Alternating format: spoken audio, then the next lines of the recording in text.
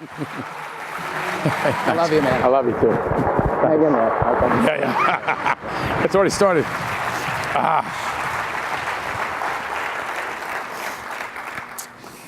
Wow. Thanks, Joe. So my youngest boy texted me this morning and said, "Dad, good luck, and don't screw it up." And my wife said, "Don't cry." And I make no guarantees on either one of those. I apologize. But thank you, Dr. Delaney, for that gracious introduction. I often say that my mom would be proud to have been here today, but I'm sure she's smiling down on us with appreciation for what this day signifies for us as a family. I've been blessed and honored to not only serve the Society of Thoracic Surgeons during the past 2 years as president and president-elect, but over my career, the past 28 years as a young cardiothoracic surgeon who has grown up to be the product of so many great role models, mentors, and sponsors, too numerous to mention. In a few minutes and throughout this address, I'll try to recognize as many of you as I can because you've contributed to my success throughout this journey. I'd like to recognize it is a collective accomplishment for all of us in this extraordinary medical profession to have a man of African-American descent from a single-parent home of modest beginnings to rise to a leadership position of one of the most influential organizations in the world. I am honored and privileged.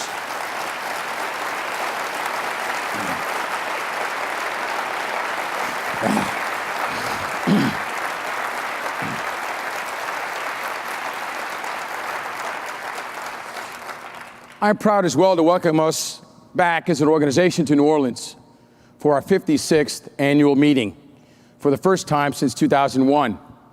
This is an important opportunity not only for the STS, but to recognize New Orleans and its recovery. As many of you will recall, we were scheduled to have our annual meeting here in 2005 until Katrina, the most devastating hurricane in our lifetime, hit and destroyed the city of New Orleans. So I'm happy and we are proud to be here in New Orleans to encourage you to see this as an extraordinary opportunity. If this is your first visit to this city, we hope that you'll see it as a renaissance of sorts. Laissez le bon temps rouler, let the good times roll. My goal today is to recognize and appreciate the many challenges, opportunities, gifts, and blessings we share as an organization and as a profession. I hope that by honoring our past, recognizing our challenges, and inspiring the next generation, we will create a sustainable future. If you hear nothing else of what is said, please understand that in my opinion, there is no time like the present to address the future of the Society of Thoracic Surgeons and Cardiothoracic Surgeon. With effective collaborative leadership and training, we can continue the life-saving work that has saved millions of lives since the first open heart surgeries were conceived and performed just over 75 years ago. I do want to take a moment to recognize my colleagues in the STS volunteer leadership and professional staff who have so generously given of their time and energy over the past several years. In particular, I want to recognize Drs. Prager, Nonheim, Mack, Fullerton, Bavaria, Pagano, Grandin, Sabic, and of course, your President-elect, Joe Delaney. Also, a special thanks to Rob Winbrand, Bill Seward, Graham Rush, Michelle, and Donna McDonald, and our new CEO and Executive Director, Elaine Weiss. Elaine, in particular, deserves special recognition for jumping in with both feet during the past year. Few executives, in my experience, could do what she has done in a professional association in unfamiliar waters, with such expertise and calm leadership presence. Our organization is in great hands with you at the helm. Congratulations.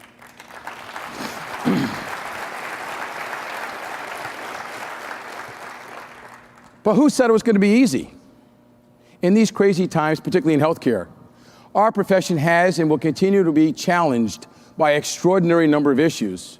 optimizing our database, concerns about public reporting, changing training paradigms, threatened reductions in Medicare reimbursement, conflicting interpretations of scientific findings, star ratings, how the media interprets them, the on and on and on over the last 18 months, the challenges we faced.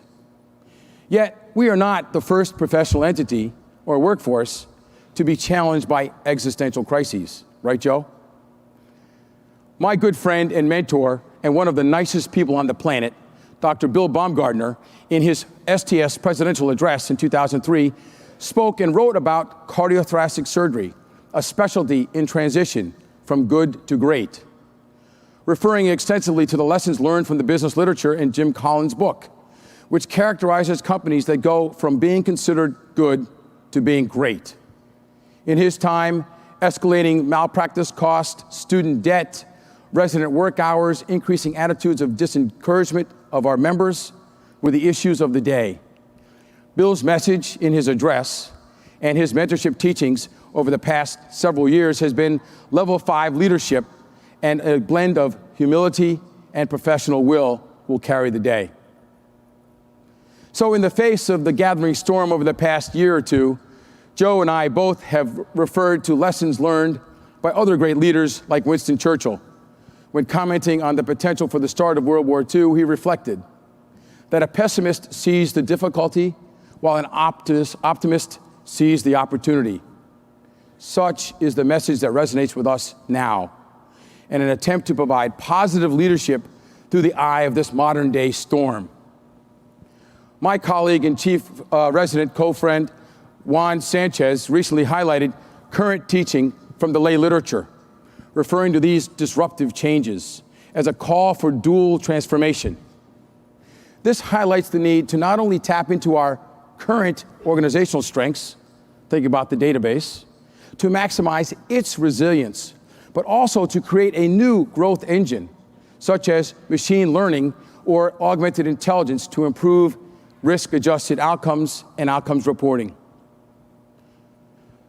This dual transformation was and continues to be the leadership challenge of our year. These technologies allow the system to learn, identify, and make patterns of distinction on human endeavors without minimal human engagement. But physicians will have to figure out how to use these issues and these programs to help patients advance the technologies. And as with any other technology that's transformative, it's more important to remember that life is not about waiting for the storm to pass. It's about learning how to dance in the rain. Such is the challenge we face. As we think about transformative events, this year is also the 75th anniversary of remarkable events which started in the early 1940s. With the birth of cardiac surgery and the evolution of our specialty, which was promoted when Dr. Alfred Blaylock was appointed as chief of cardiac surgery at Johns Hopkins, and along with Helen Thoracic, they began their extraordinary collaboration to care for children with life-threatening congenital heart defects, the blue baby syndrome, characterized by diminished blood flow to the lungs. Against the backdrop of Jim Crow segregation, Dr. Blaylock enlisted the assistance of Vivian Thomas, a black carpenter's apprentice, to develop techniques in the laboratory, which were ultimately responsible for treating and saving hundreds, maybe thousands of babies. Although he never went to medical school, Vivian Thomas continued to teach dozens of surgical residents like Longmire, Bonson, and Cooley to perform these life-saving surgeries. This helped to launch the Blaylock Thoracic Thomas Congenital Heart Center in 1944, and the first blue baby procedures and a new generation of surgical therapeutics was found. 30 years later, Vivian Thomas was recognized for his pioneering work and was appointed in the School of Medicine as an instructor emeritus in surgery.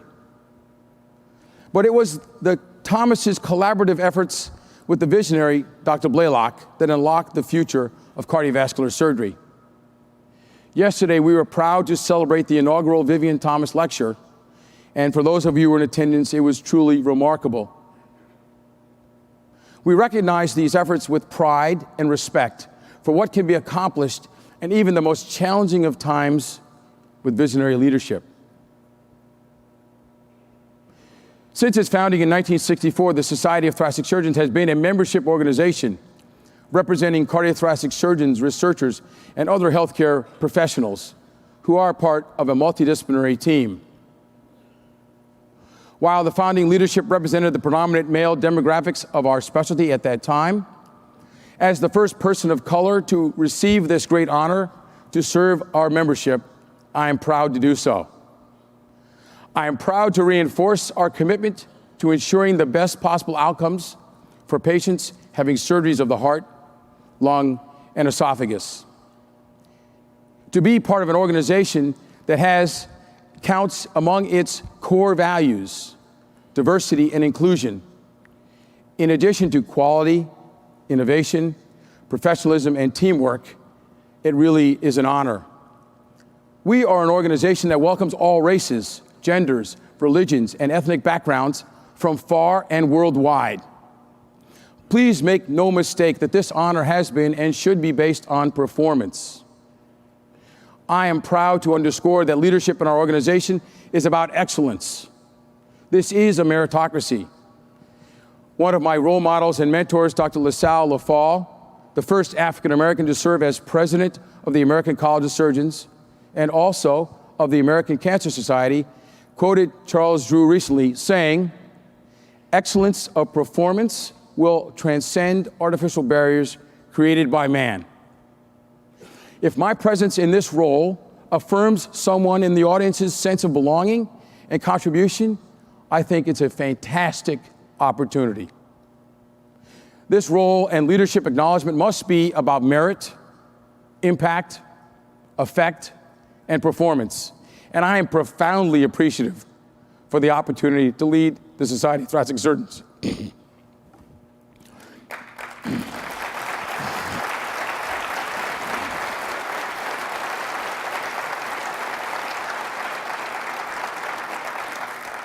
But simply put, we have been and continue to be a group who come together voluntarily to solve problems, meet common needs, and accomplish common goals. I want to thank our board of directors for their tireless efforts this past year. As a membership organization, we serve our entire specialty to enhance the ability of cardiothoracic surgeons to provide the highest quality of care through education, research, and professional advocacy. With over 7,500 members in 99 countries, we are a membership organization that has impact. So too has been the impact of coronary revascularization and the development of cardiovascular disease management. To prolong life expectancy, this has been, again, once transformative. With contributions by Gibbon and Lillihei and their innovative efforts in the evolution of cardiopulmonary bypass and evolving technical enhancements, the field of coronary, structural, and congenital heart surgery has evolved as a modern miracle of our time.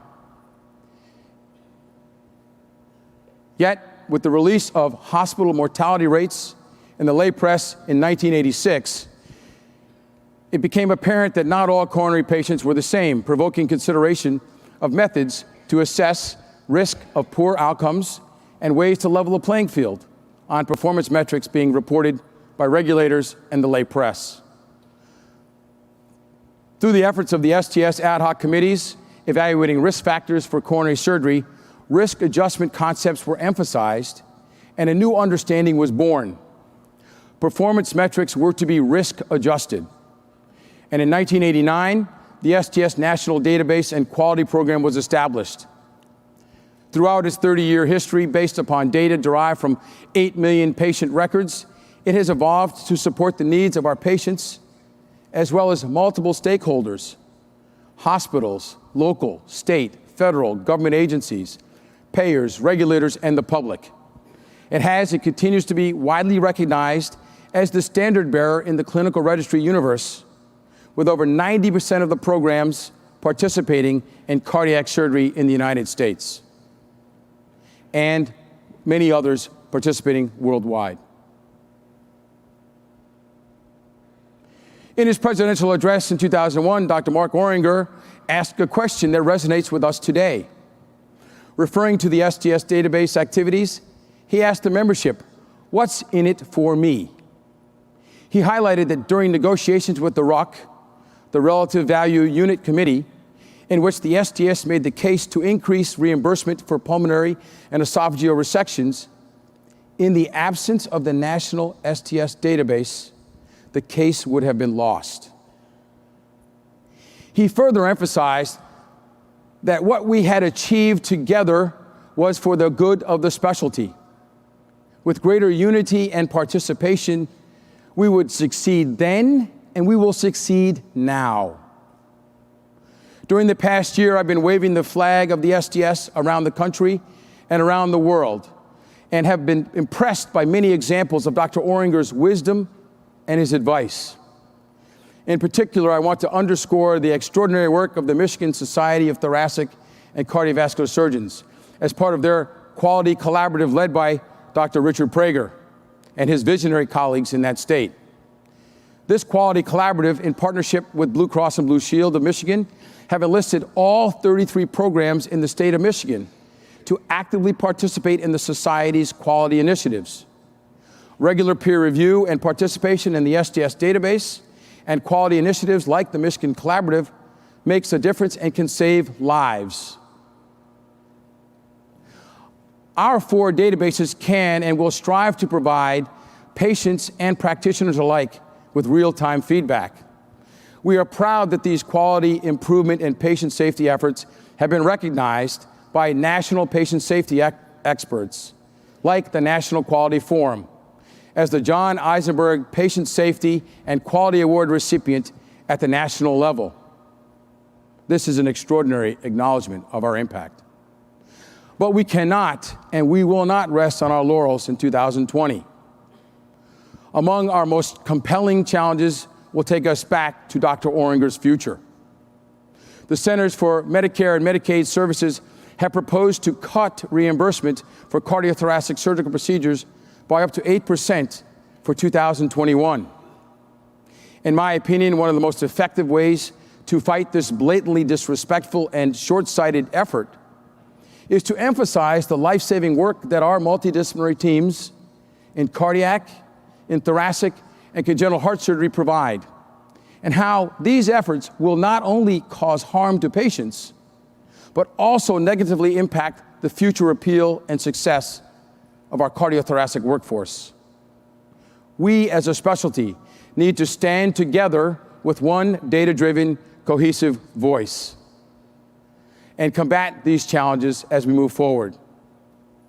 We are working closely with the American College of Surgery and the Surgical Coalition led by Courtney Yo, Alan Spears, Stephen Leahy, and Frank Nichols to develop proactive legislative and public relations strategies to address these issues.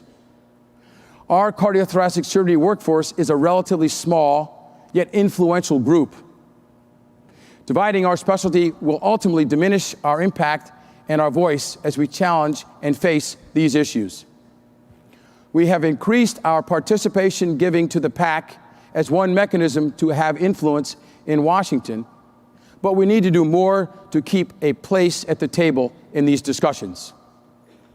It's clear that if we have common interests, and we will benefit from common efforts, as Lincoln suggests that a house divided against itself cannot stand. I encourage all members of our specialty to stand together, to enhance our voice with data offerings collaboratively to support advocacy efforts. We welcome everyone in our cardiothoracic surgery camp at the individual and association level to join forces with the House of Cardiac Surgery. We cannot stand without unity.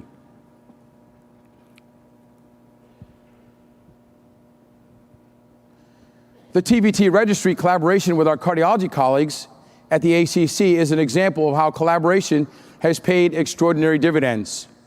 We use STS data in collaboration with the ACC to establish evidence-based practices and document quality improvement. Let us take a brief look at the world of aortic valve surgery.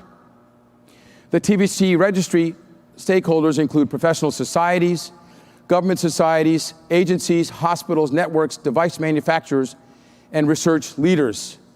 This clinical registry allows us to track performance metrics and complications and critical patient safety signals, like the conversion to open procedures, the need for pacemaker insertion, and valve degeneration. The number of sites of TAVR continue to grow, and for the first time in 2019, TAVR has surpassed surgical AVR in all forms.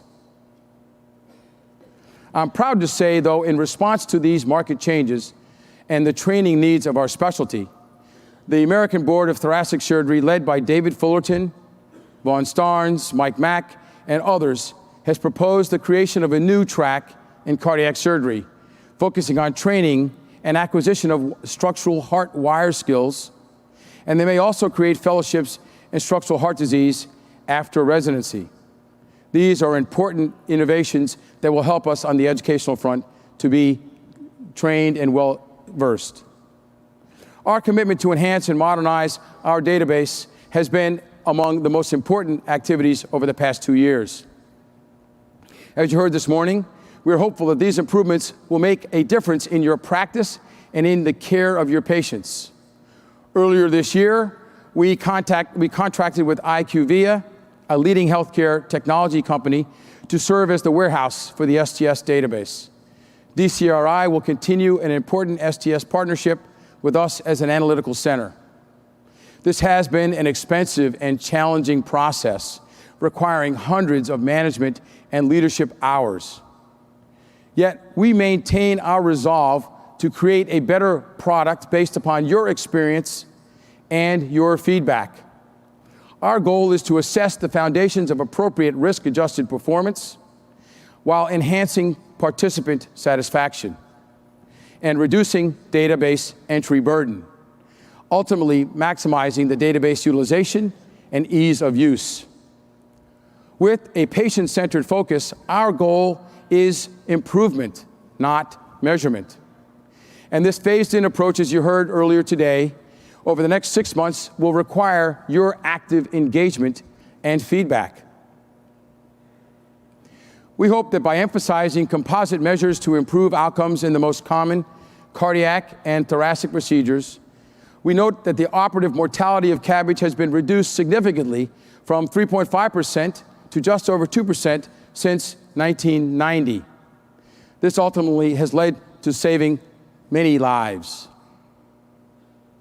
We are hopeful that with the addition of National Death Index longitudinal data from the Centers for Disease Control, in collaboration with Northwestern University, in the next 6 months, we will have not only socioeconomic data, but mortality data beyond 30 days. This will be an extraordinary adjunct to our database. But as our elderly population continues to grow in the next 3 decades, unfortunately, not all of our aging cardiovascular population has had the same improvement in outcomes. In spite of general improvements, women continue to experience higher mortality rates after coronary artery bypass surgery.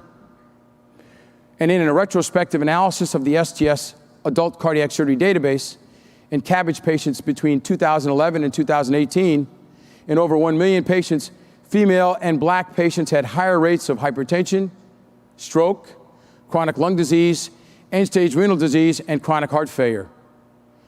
Heart and lung disease are among the leading causes of death in the Western world, and they decrease life expectancy between Black and white patients significantly. This has an extraordinary impact on many in our communities.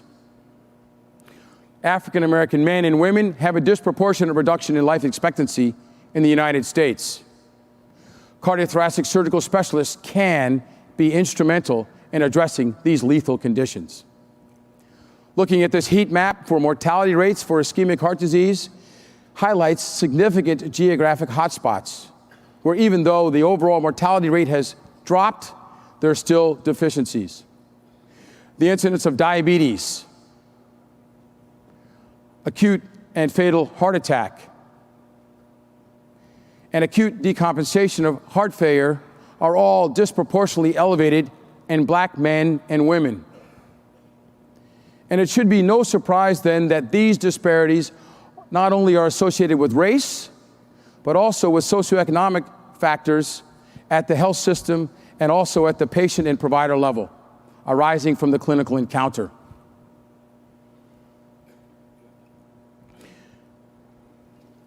So the case for a more diverse workforce is obvious. It's possible that more diverse practitioners may actually provide care in those areas in greatest need. I think we need to move it along. Thank you. There are, in fact, many approaches to managing these problems, and disparities in healthcare include dedicated research, public policy initiatives, improved access to healthcare, and broader cultural competency. But I'll make the case again that a more diverse workforce, as we heard yesterday, will improve the care of women and people of color, ultimately to save lives.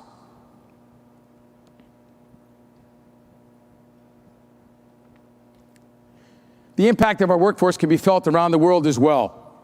In 2017, STS leaders traveled to Cape Town to celebrate the anniversary of the first successful human heart transplant. A fantastic opportunity to not only recognize a modern medical miracle and the pioneering work of Drs. Shumway and Barnard, but also to come together as an international cardiac and thoracic community. As many of you may be aware, we are fortunate to have visionary colleagues like Dr. Chip Bowman and Peter Zilla, who serve as champions for the underserved and impoverished in global communities. These efforts in places like Rwanda, featured in the New York Times over the past year, show that decades of improvement can occur and hundreds of lives can be saved. But many more can be impacted with efforts like our groups working together to identify resources and teams with the time and the energy to volunteer and train Indigenous persons to create sustainable cardiovascular care. With over 600,000 potential patients with rheumatic heart disease worldwide, I'm proud that our association, in collaboration with the AATS, EACTS, Asian Society of Cardiovascular Surgery, and the World Heart Federation, are rising to the challenge through the Cardiac Surgery Inter-Society Alliance, a collaborative whose mission it is to address rheumatic heart disease in the developing world through increased access to life-saving cardiac surgery. We are hopeful that many of you will join this effort to help train Indigenous persons to address this global challenge. But it's clear we don't have the resources to solve all of these problems. But if we can share our expertise and knowledge to train cardiovascular surgeons and teams who live in these underserved areas, we may in fact have a huge impact in this global crisis. The collaborative nature of our specialty requires that our patients certainly benefit from a multidisciplinary interaction of our team, and it is a team sport. As defined by Dr. Lawton in this article, we have members of our team who are not only surgeons, but nurses, anesthesiologists, physician's assistants, perfusionists, advanced practice professionals, residents, and fellows, all mobilized to support the well-being of our patients. Cardiothoracic surgeons treat some of the most devastating and lethal conditions in the world, including atherosclerotic heart disease, lung cancer, and congenital heart disease. Whether it be a smoker with lung cancer or a woman with advanced heart failure after myocardial infarction, or a newborn with tetralogy of Fallot, it is incumbent upon our specialty and professionals to address and enhance the care of these patients. Ironically, in spite of potential curative surgery in patients with early-stage lung cancer, as an example, in the United States, there are still pockets of our country with high proportion of non-Hispanic Black patients who live in poverty and are uninsured, where teams are not available to provide care. However, there is hope for many of these patients with adenocarcinoma to receive neoadjuvant immunotherapy followed by curative surgery, leaving no evidence of a residual tumor in the specimens resected.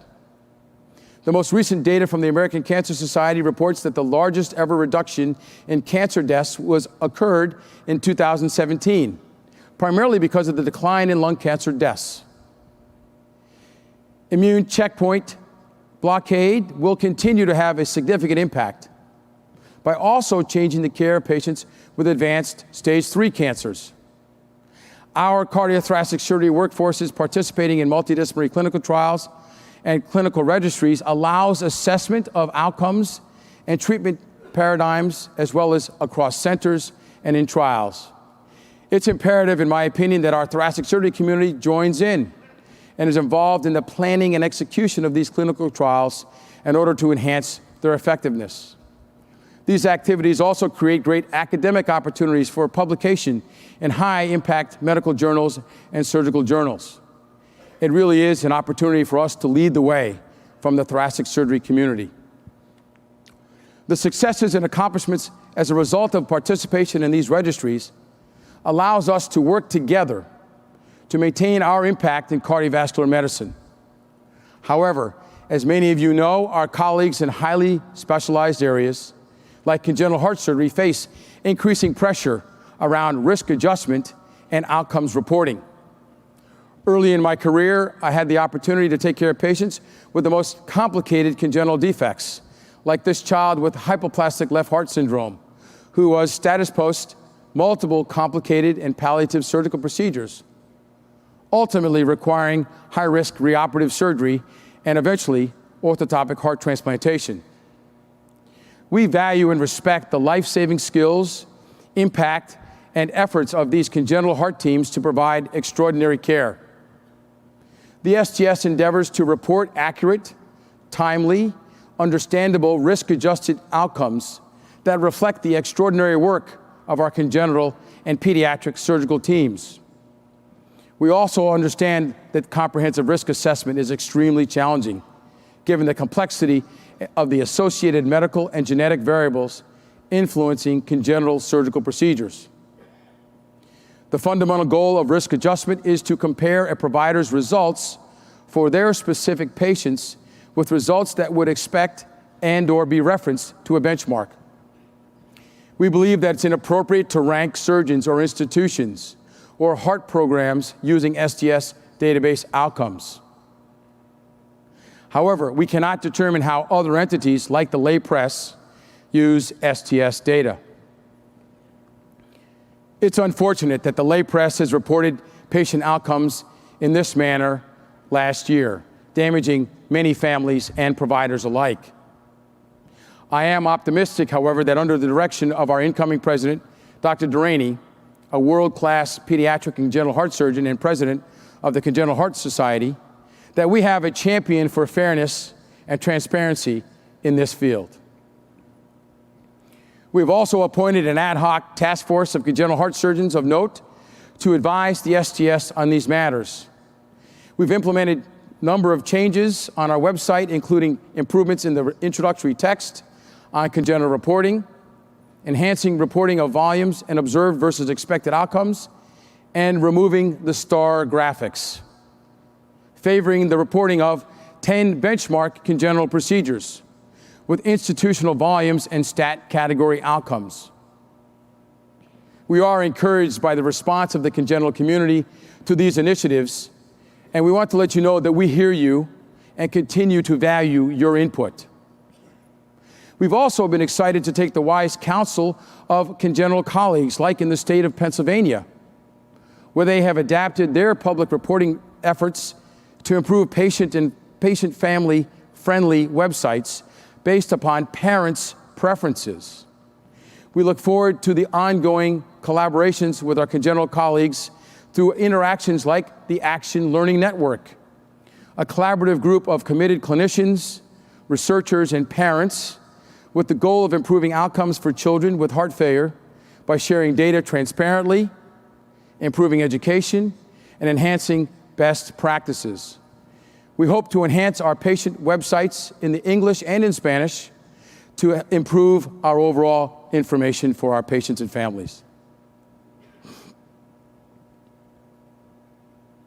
Even though my father passed away when I was young, my brothers and I were fortunate to have an extraordinary family network led by my mother, maternal grandparents, and extended family who served as role models, mentors, and sponsors.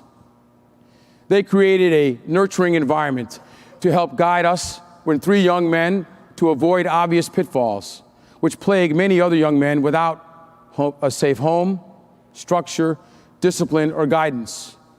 Throughout my career, I've benefited from this mentorship with so many of you in the room providing guidance. In retrospect, I've tried to examine what are some of the key success factors during this journey so that I might have a greater appreciation as a leader, and maybe I can pass some of these lessons on to my family, to my mentees, and to my colleagues. Angela Duckworth has been recognized as a pioneering psychologist and the recipient of the MacArthur Genius Award. She has written that the secret to outstanding achievement is not talent, but a special blend of passion and persistence she calls grit. I suspect that most of you in this room know exactly what she means. But by whatever name you use, I imagine that it was evident in my mother's life, and she instilled that in us to succeed. These lessons were reinforced in my formative years at the University of Pittsburgh by people like Henry Bonson, Tom Starzo, Bart Griffith, Joe Ladowski, Mike Albrink. Throughout these challenging times of training, great mentorship really made a difference. To have a trusted counselor allows most of us to recognize our strengths and weaknesses and to rise above the most challenging of circumstances. One might ask what the difference is between these unique roles as teacher, role model, mentor, and sponsor. I make the case that it's about a personal commitment, and between the mentor and the mentee is an extraordinary asset. These concepts have been further advanced in the lay literature to differentiate mentorship and sponsorship. And as we heard yesterday, while mentors take an interest in the protege, sponsors invest in your career to help you develop as a leader. They expect a great deal in return, primarily stellar performance and loyalty. Once again, I have benefited from extraordinary sponsorship from leaders in our field, like Baumgardner, Britt, Crawford, Oringer, Mack, Fullerton, Montgomery Rice, and Irv Krohn. These folks have been instrumental in my success, and I am deeply appreciative of your support. This is not uniquely the province of male sponsors. Yet, until we enhance the role of underrepresented minorities and women as sponsors, we will not be fully inclusive of those who have historically been left out. In order to be effective in this role, the sponsor must have enough leverage in an organization to make things happen. So for those of you who aspire to be in the game, this leadership game, to follow a career path in leadership of academic enterprises, great professional organizations like the Society of Thoracic Surgeons, I encourage that you should be a student of leadership to prepare for this journey. It is often challenging, and this past year has reinforced my appreciation and resolve. It is not for the faint of heart.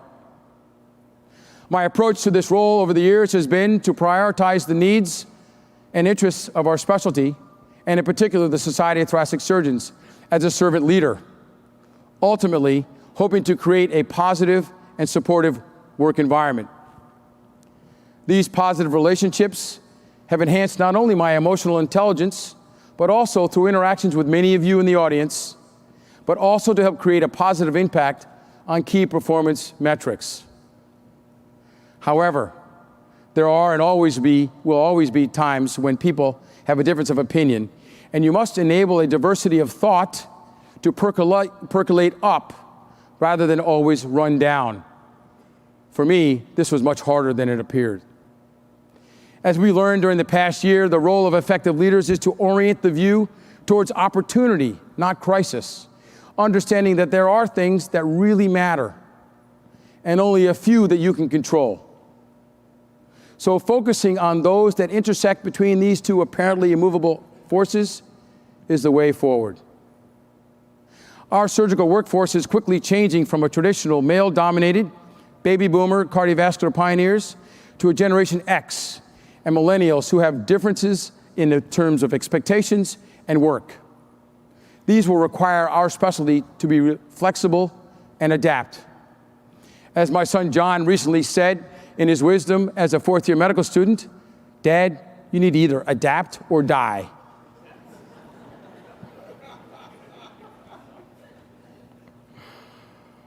In order to chart a new course, we have to still honor the past, but create a new map for a sustainable future. And we have to do it now.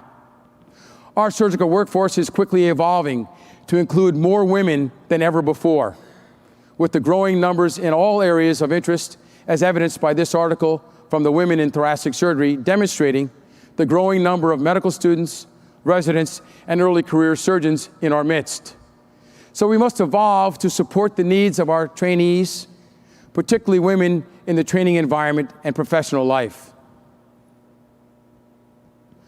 I'm sure that most of you have seen the recent concerns highlighted in this New England Journal of Medicine article about the surgical training environment and its impact on mistreatment, particularly in women, leading to burnout and professional devastation.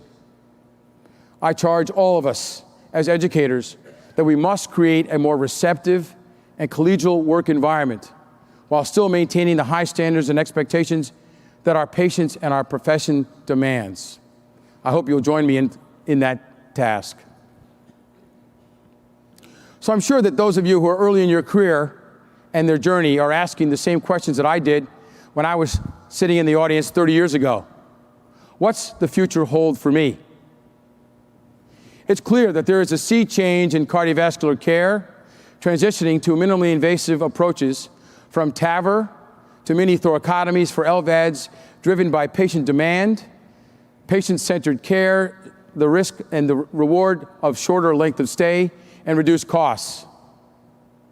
I want to highlight the success of one of our rising stars with an interest in structural heart disease, who benefited from one of these special training time paradigm initiatives. Dr. Anita Kruger has had a successful launch of her career at Baylor Scott White after completing a fellowship in structural heart disease. Her positive experience in this represents benefits of such programs, and we encourage her to raise the bar for all of our future structural heart specialists. Congratulations to Anita and her mentors for making this happen. It's fascinating to reflect on the predictions of shortages of cardiothoracic surgeons by visionary workforce leaders like Bruce Lytle, Dick Sheeman, and Doug Wood as far back as a decade ago. In fear of facing extinction and response to these STS concerns, we developed programs like Looking to the Future in 2005 and 2006 to stimulate and nurture medical students and residents to pursue careers in cardiothoracic surgery. I'm happy to report that over 600 participants have benefited from these efforts. These programs, in addition to the initiation of a career development workforce led by Mara Antonoff, Shanda Blackman, and Vinay Badwar, provide resources for early career surgeons, which are really extraordinary. I'm happy to report as well that our Leadership Beyond the Operating Room for Early Career Surgeons, our inaugural program this past Friday with over 50 early career surgeons and over 30 faculty in a business school-like curriculum, fostered learning in management of people, finances, and managing yourself. Our future is bright with this investment in our specialty, and we are encouraged by the response that we saw in that program. We also are looking to invest in our future and appreciate the efforts of the Thoracic Surgery Foundation. Primarily because of the efforts to support research awards and fellowships, the TSF was able to fund over $1 million in awards and research grants last year. Really an extraordinary show of our support for the next generation. So thank you for your contributions. Our STS Universe is complicated, an intricate web of multiple collaborators and stakeholders, including over 50 organizations with diverse visions and interests. It's clear that in order to maintain our leadership role among our allies, partners, and collaborators, our specialty must, in my opinion, maintain an open and receptive stance to facilitate a better future and to sustain our relevance and place at the cardiovascular and thoracic table. The landscape in healthcare is changing quickly to focus on value-based care, with expectations for coordination of care across the continuum on quality and lower cost. Through continued joint advocacy with all of you who want to join these efforts, we can make a difference. If we identify a common ground and speak with a unified voice to maximize our leverage and to accomplish our common goals and interests, we can succeed. In 1861, Abraham Lincoln persuaded each of his former rivals in the 1860 presidential election to join him in his cabinet, and later oversaw the passage of the 13th Amendment, which abolished slavery. He was willing and able to move beyond past differences to pursue common goals. And I hope that under Dr. Durraini's stewardship, our leadership will be able to explore reconciliation and collaboration in our deliberations and efforts in the future. The way forward in Lincoln's time and now is clear. Through effective communication, defined by our common interests, by our colleagues rather than our differences, we can increase our leverage, our power, and our advocacy to influence change in Washington and protect the future of our specialty. We welcome our colleagues from around the world on this journey. We include our colleagues from the European Association for Cardiothoracic Surgery Leadership. This past year, we engaged in an extraordinary collaboration with European partners to broaden our educational horizons to Europe and Latin America. A really extraordinary opportunity for us to continue to grow and to develop as a global organization. So as I close, I do want to thank you again for the privilege of serving as the STS president over the past year. I recently have had a chance to reflect about what really has been the most satisfying part of this journey, and found a valuable reference that I encourage you all to read on the pursuit of happiness in this year's JAMA Surgery. Our careers in cardiothoracic surgery are attracting those who use their intellect, their knowledge, and their technical skills to help patients and save lives. In spite of the complexities, challenges, and the risk of professional burnout, I believe that we have been most successful when we have a positive outlook on the daily challenges.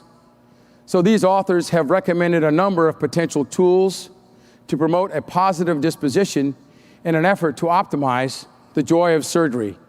It really is a state of mind and a no-brainer when it comes to thinking about what we need to do. If we are able to identify 3 things each day, look for humor in life, be intentional in our actions, be a leader, a teacher, and learn to cultivate compassion in our lives by staying involved in our communities and considering coaching as a means to an end, it's clear that we may have a better future. It's also obvious that these leadership roles have arrived and many people have been helpful. Extraordinary journeys often require assistance. This African proverb typifies the message that if you want to go far, you must go together. And so I say thanks to my colleagues at Hopkins and the administrative team, and my partners and colleagues who have been so supportive over the past year. And in particular, our administrative team, including Peggy, Elisa, Lisa, John, and our cardiovascular and thoracic group, as well as our administrative team and leadership at Johns Hopkins. I also want to congratulate and thank the STS staff, so capably led by Elaine, and Bill, Graham, Michelle, and Natalie, and Colleen, and the list goes on and on and on. They truly are extraordinary. As is true in most of our journeys and most of our lives, family is a foundation for personal and professional happiness. I'm so proud that my brother Kevin is here today. We stand on the shoulders of our family who sacrificed everything to give us a better life. I know that we all wish that my mother and my brother John could be here today, but Kevin, it's you and me, baby. And of course, to my 3 great kids, John, Grace, and Grant. We are so proud of you, and thank God you take after your mother. We know that the bar is high, and we have all the confidence in the world that you will continue to grow and succeed in whatever you do. And now the most difficult part of this talk.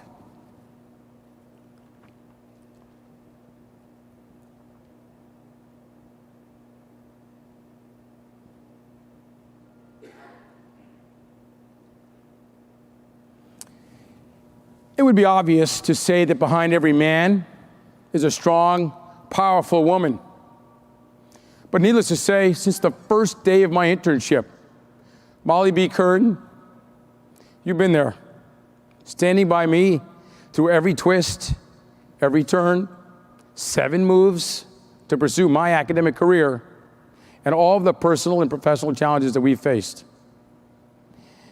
You still stand by me with love, resolve, and commitment, and guidance to help me succeed, and I'm forever grateful and appreciative of your effort.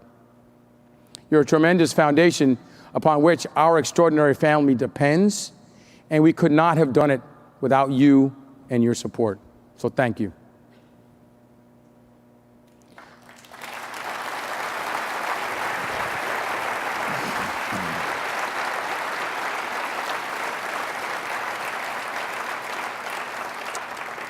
The future is promising for our specialty, in my opinion, but there is much work to be done. We can only succeed with a focus on quality, collaboration, teamwork, developing the resolve and the grit to train the next generation of surgical leaders to take their place. This will only be a successful journey if we treat each other with respect and civility as professionals and use our gifts to overcome overt and unconscious bias, and to share in the fellowship and the sponsorship of our colleagues, our friends, and our families. So I close with a poem from an unknown author that my wife gave me, and it's hung in our house ever since, called Gaining Through Losing. We ask God for strength that we might achieve. We're often made weak that we might humbly to obey. We ask for health that we might do greater things.